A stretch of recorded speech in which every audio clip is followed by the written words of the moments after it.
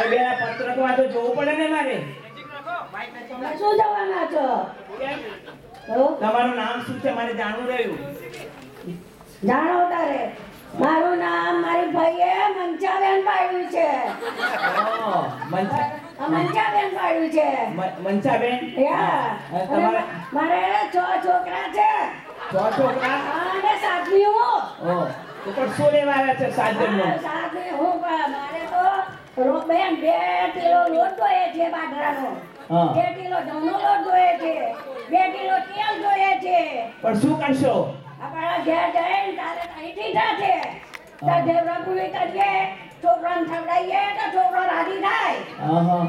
હા તો ચાલો આવશે અને લઈને જાઓ. લાવો.